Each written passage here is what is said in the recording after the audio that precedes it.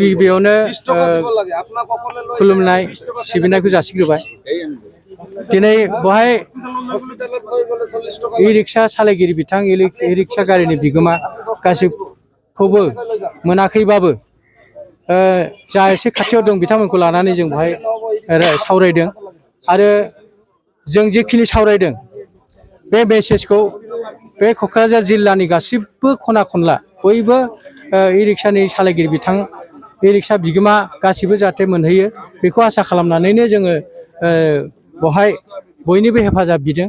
जेराव नोंथांमोनबो दङ मिडिया खौ जोङो खुब आसाबादि। दा बाथ्राया जाहैबाय बे इ-रिक्साखौ लानानै गोबां माने दा सिदा सिदि बुंनो थाङोबा बदनाम जानानै दं। इ-रिक्सा बहुद खेथ्रआव बहुद भुल खालामो। पेसेन्जारफ्रा गाखोग्राफ्रा गोबां समाव बिराद उसुबिदायाव गोलैयो। ओमफ्राय गोबां बांद्राय जाबाय टाउनाव।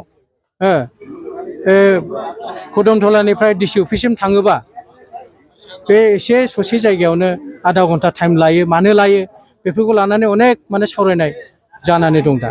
दा बेखौ जों माबोरै खमायनो बेखौ लानानै जों बिराद सिरियास। दा बेखौ लानानै आरो जोंना बे टट' सालायगिरि बिथांमोनहा इ-रिक्सा सालायगिरि बिथांमोनहा मा गोरोन्थि खालामो मानि थाखाय बे जागासिनो बेखौ जों खिथानोनो दिनै बेहाय जथुमदों आरोखि। दा बाथ्राया जाहैबाय जोंना इ-रिक्सा सालायगिरि बिथांमोनहा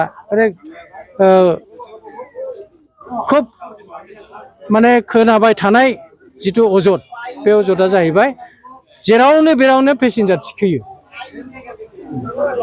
जेरावनो बेयावनो पेसेन्जार एंख्लायो।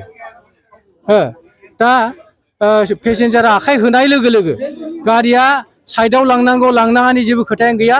गेजेरावनो लाखिनानै पेसेन्जार थिखोनाय। पेसेन्जारा ओंखारनो नागिरबा गारिखौ साइड खालामस्लाबाजासेनो लामा गेजेरावनो स्टप खालामनानै पेसेन्जारखौ एंख्लायनाय बेफोरबादि माखासे अजद जिहेथु ओंखारदों बेखौ जोङो खुब स्पस्त' भाबै बेखौ जोङो सल्भ खालामनो नागिरदों। बे बेलायाव आं होननो नागिरदों जे पेसेन्जार थिखोनायनि सिगां सासे सालायगिरि बिथाङा बे गारिखौ सेफ जायगायाव लांग्रोनांगोन। लोगो लोगो जायगायावनो दुम दोननानै मानसिखौ माने एंख्लायनो मोननाय नङा। खिथु मा फैदों मा फैयाखै बेखौ बे फुरा फिल खालामनांगोन। ओमफ्राय लासैनो सेफ जायगायाव लांनानैसो पेसेन्जारखौ एंख्लायनांगोन। आरो जेब्ला पेसेन्जारा गाखोगोन पेसेन्जारा जेब्ला आखाइ होगोन जे आं थांनो जेब्ला बे हमथागोन अब्ला गारिखौ पेसेन्जारखौ थिखांनायनि सिगां गारिखौ सेफ जायगायाव लांग्रोनांगोन। साइड खालामग्रोनांगोन थारमाने। साइड खालामखांनानैसो पेसेन्जारखौ थिखांनानै लासै थांनांगौ। बयनिख्रुइ गिदिरसिन खामानि बे। बेनि उनाव मोनसे जों खावलायबावदों जे जोंना इ-रिक्सानि सालायगिरि बिथांमोना एखमबा हाफ पेन्ट गाननानै फैयो, एखमबा गस्ला गेन्जि गाननानै फैयो, एखमबा गामसा गाननानै फैयो। बे हुदाखौ गार। बिसोरो इ-रिक्साया मोनसे कमार्सियेल गारि। कमार्सियेल गारिखौ सालायनाय लोगो लोगो मोनसे माने डिसिप्लिन सालायनांगौ। जोंनि एमबि रुल मथे मोनसे ड्रेस कड दंखायो। ड्रेस क'डखौ बिसोर गानाखै बे आलादा खोथा। बेखौ गानखानांगोन। जोङो बे कयेक दिननि गेजेराव मोनसे एसअपि दिहुनगोन। जेसेबां इ-रिक्सा सालायगिरि बिथांमोन दं बिथांमोना माने ड्रेस क'ड गाननांसिगोन।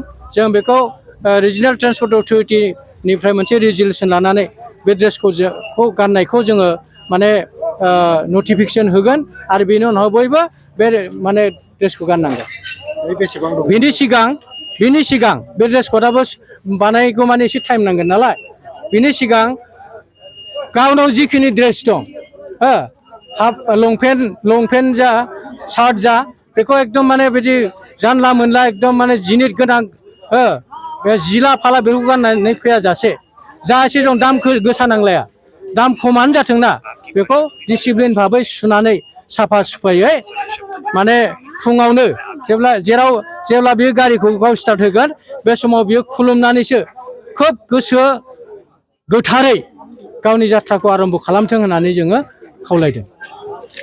आथिखालाव बेसेबां दं क'क्राझाराव जिहेथु गोबां बांगासिनो दं? औ दा दिनैनि थारिखआव बे क'क्राझार टाउनाथ' फिसा टाउन थेवबो बेहाय 5,000निबो बांसिन रिक्सा सोलिगासिनो दङ आरो 5,000नि बांसिन रिक्सा सोलायनायनि जाहोना जाहैबाय बहुद गारिया बाहेरनिफ्राय फैयो। दा टाउन हिसाबै नायोब्ला नैबे क'क्राझारनिफ्राय 10 किल'मिटार रेडियासआव नायोब्ला क'क्राझार डिस्ट्रिक्टआव 3,000ल' इ-रिक्सा दङ।